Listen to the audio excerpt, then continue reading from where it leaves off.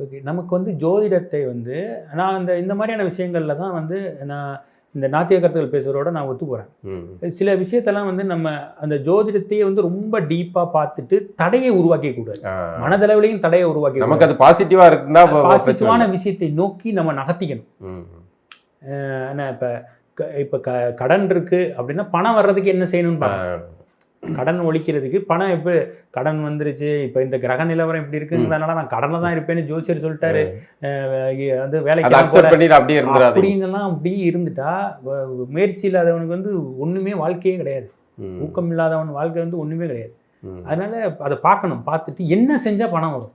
இப்போ ஒரு கிரகம் 10ஆம் அதிபதி போய் 12ல் மறைஞ்சிருச்சு, நீ தொழிலே செய்யாத, நீ உருப்ப மாட்ட அப்படின்னு ஜோசியம் இந்த ஜோசியர்களும் சொல்கிறாங்க. சில பேர் எதுவும் செஞ்சிடாது, அவ்வளோதான் அவன் வாழ்க்கை அப்படின்ட்டு.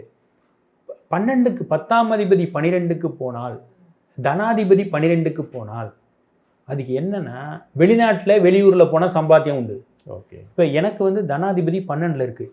நான் வாங்கின சம்பளத்தில் 99% வெளிநாட்டிலேருந்து எனக்கு நான் போய் வெளிநாட்டில் சம்பாதிச்சது, வெளிநாட்டிலேருந்து வந்த காசு, இதுதான் என்னோடது இருக்குது.